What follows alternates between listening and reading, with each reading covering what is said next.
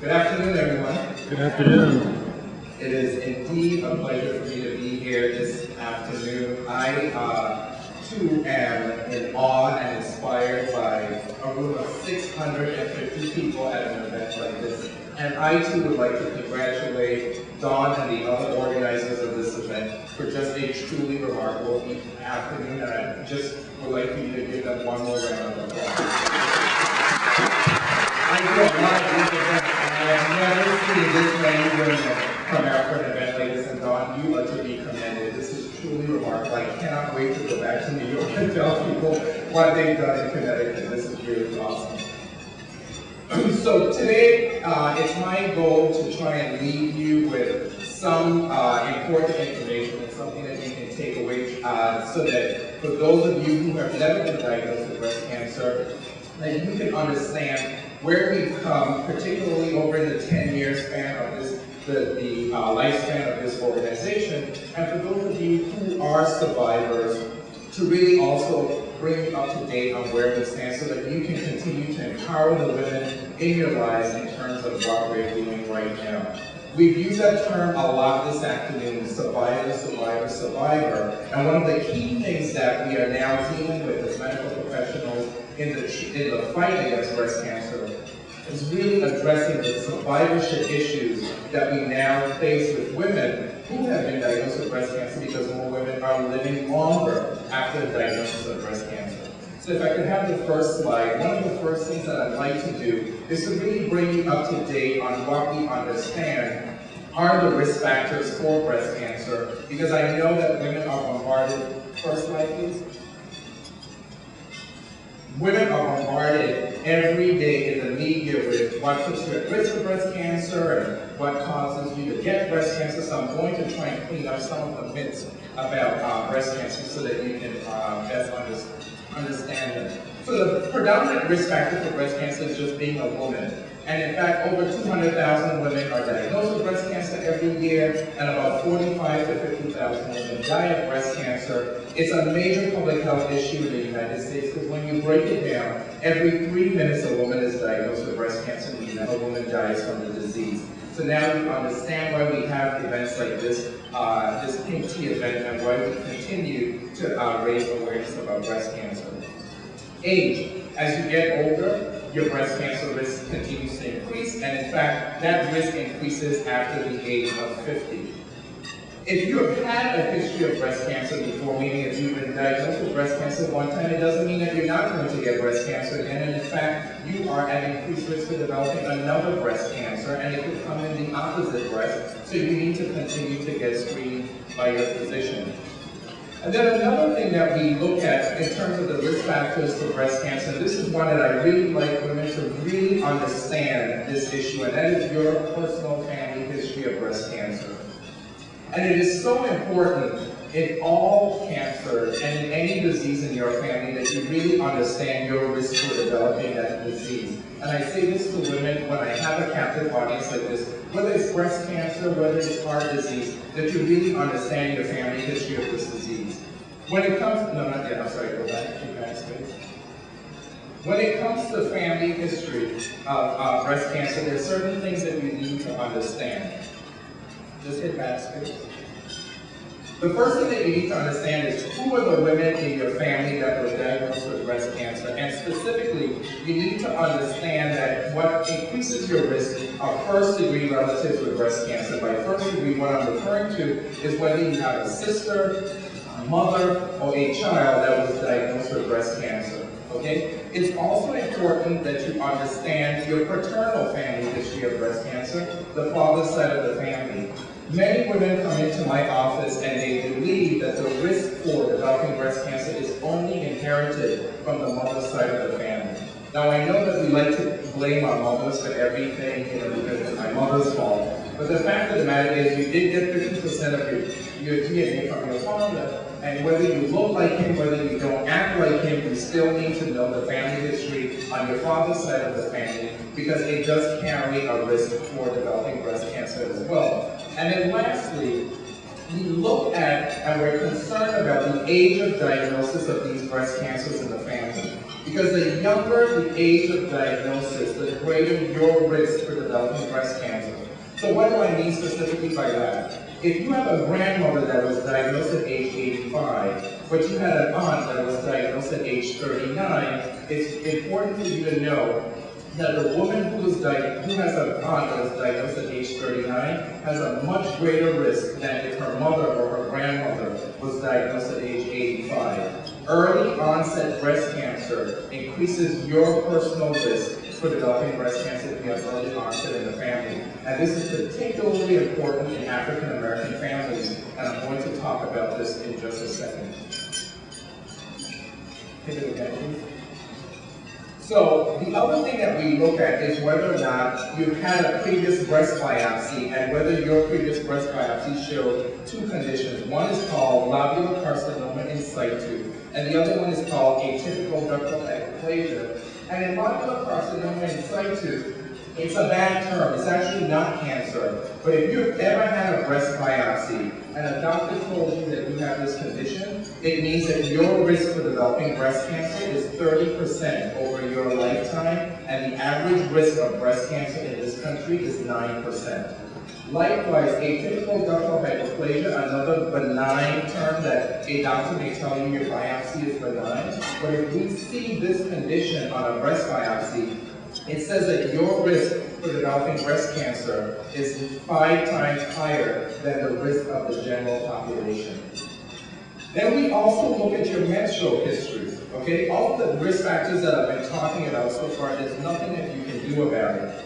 Again, like that, your menstrual history, if you had the age, if you are someone where the age of your first period was under the age of 12, and the age at which you go through menopause is after 55 years of age, both of those significantly increase your risk for breast cancer. Why do I say that? Because your breasts have been exposed to a much longer lifespan of high levels of estrogen and progesterone every month at the time of the period. And estrogen is like fertilizer for breast cancer. It is a potent stimulator of breast cancer. Now, I raised this issue because I said to you before that the whole issue of early onset breast cancer is particularly important in African American communities. Why do I say that? Well, if we look at the age of menarche, meaning the age at which young African American girls are starting to get their period in this country, the age of menarche for African American girls over the last 10 to 15 years has dropped from 12 to 13 to age 8. Okay? And menopause, likewise, has continued to, we've seen African American women continue to have their menopause is still at age 55 and sometimes later than that. So you start to understand that while white women have the highest rates of breast cancer in the country, African American women actually have the highest rates of breast cancer under the age of 50. And we also continue to see higher death rates from breast cancer among African American women. The other issue that we're facing with, and you might be asking me right now, well, Dr. Peterson, why are young girls in the African American community developing their period at an earlier age? Well, one of the things that we see with the diet in this country and with the increase of the fast food intake and the way our food is grown, with hormones being used to induce the production of beef and poultry, that increases the levels of estrogen and the higher rates of obesity that we see in our communities. That's an important issue. Number one, what you may or may not realize that fat, body fat, increases your rate of estrogen production beyond what your ovaries will produce. Number two, African American women do not metabolize estrogen at the same rates as other ethnic groups. So an African American woman holds on to estrogen and its metabolized, or its breakdown products, much longer than other ethnic groups. So you hold on to estrogen longer, and if you're carrying more body fat, then you will see, for instance, in young obese girls, that they will start to get their periods earlier, and likewise you will see African American women developing breast cancer at much younger ages. Another issue that we look at is whether or not you've had children and at which age you've had those children. If you've never had children, or if your firstborn child was born after the age of 30, That also increases your risk for breast cancer. Now, I know I'm talking to a room full of modern-day women. I'm not telling you that you're supposed to stay barefoot and pregnant in the kitchen to have babies just to protect yourself from getting breast cancer, because modern women today are in school, they're getting their career started during that 20 to 30 year period. But I'm just pointing out to you that there was something about our forebears and our parents who actually had children earlier that it did have a protective effect against breast cancer. If you've ever had radiation therapy in the past, which is something that was used for teenagers for the treatment of Hodgkin's disease, and radiation therapy was also used in the treatment of acne back in the 60s, that also increased your risk for developing breast cancer. The whole issue of alcohol is something that comes up regularly in the media, whether or not alcohol increases your risk for developing breast cancer. We don't believe that alcohol itself is increasing your risk for breast cancer, but remember that alcohol is really 7 calories per gram of zero nutritional value. So when you drink alcohol, basically all you're doing is allowing yourself to increase your body weight and subsequently increase your body fat. More body fat does what? Increase your rate of production of estrogen. What does estrogen do? It causes breast cancer. So we say that we ask that you keep your alcohol intake to less than 2 drinks per day if possible. Obesity, we talked about obesity, I've raised this issue before, and again, what we're saying specifically is a body mass index of 30 or greater will actually increase your risk for breast cancer by 18%. And again, the average risk in this country is 9%. So we know that increased rates of estrogen in the body serve to increase your risk of developing breast cancer. And specifically for the women, if you're now checking your body fat, what we say is that body fat in the waist area carries a greater impact than body fat in your hips and thighs. So embrace the booty. It's actually a good thing that carrying the fat around the waist. And it's why women have a pear shape and men carry it out front. So that's, don't worry if you're carrying the fat on the hips and the waist. Diet. We ask that you try and decrease the amount of fat in your diet and that it should be lower in polyunsaturated and saturated fats. And our data for this issue in terms of diet and how it makes a difference in terms of your risk of breast cancer, if you take Japanese women, for instance, who have the lowest rates of breast cancer in the world, within 2 generations of moving to the United States, Japanese women, their risk of developing breast cancer equals that of the average American woman. And we believe it has something to do with the soy and the diet and the amount of tofu that they eat. Now, the other piece of evidence for this is that there was research that was done at the University of Alabama that took 10,000 mice. They fed 5,000 of the mice a diet high in soy. The other 5,000 had a diet devoid of soy. But all of the rats were injected with breast cancer cells, and the mice that ate a diet high in soy, the breast cancer either didn't grow or it went away. And in the mice that didn't have soy in their diet, they all died of breast cancer. Now, I don't want you all running to the door to go buy soy milk, tofu burgers, and upset your husbands and the rest of your family with all of that tofu in the house. No one knows exactly how much soy or tofu you should eat. Okay, so I'm saying that if you like soy, it may be nice to have soy milk in your coffee as opposed to regular milk, but no one knows for sure how we can measure just how much soy is enough, because remember, soy itself is a type of estrogen, and so if you overdo it, it may be causing an adverse effect, okay? Next, physical activity, and there was yet another study that came out yesterday talking about the whole issue of physical activity, whether or not they can protect you from developing breast cancer. And everybody has this whole thing, no pain, no gain, feel the burn, all that kind of stuff. Well, here's the stuff, here's what we say about physical activity and your risk for breast cancer. We say that moderate physical activity is just as good as that no pain, no gain, feel the burn type of exercise, okay?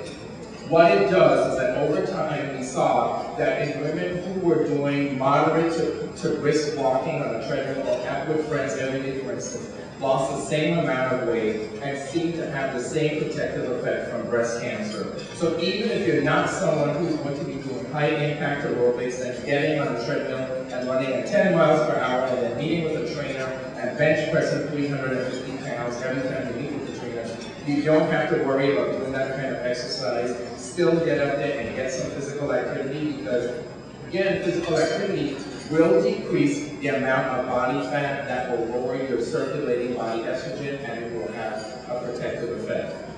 Smoking, there is absolutely no link to smoking and breast cancer, but I could not have a talk like this and say to you, if you smoke, quit. I have no other advice for you. There's absolutely no redeeming value in cigarette smoking. I understand that it's difficult to quit, but please do whatever you can and find whatever support networks you can to quit smoking. And lastly, this issue of stress. Let's talk about stress for a second. It's been coming up a lot as we as physicians have been starting to understand the whole concept of stress and its ability to cause cancer and heart disease and other chronic illnesses like diabetes. We know that chronic stress weakens your immune system. Chronic stress weakens your immune system, and I'm not referring to like I lost my job, so I'm having a very stressful week. I'm talking about those women who are living under chronic domestic violence in the home, or perhaps they are raising a family, including their elderly parents, they're a single parent, and they're the only source of income, and they are living under constant stress. This weakens your immune system and causes abnormal patterns in your cortisol levels, and that increases your risk for developing breast cancer and other chronic diseases. One of the things that we have always had to our availability or as a resource in the African American community is the African American church. And where women in our communities have always found a refuge, so to speak, is the ability to pray and commune with others and to also to maintain that sort of emotional balance. But if you don't have that, seek out some sort of support group to actually help you with the stress that you're enduring.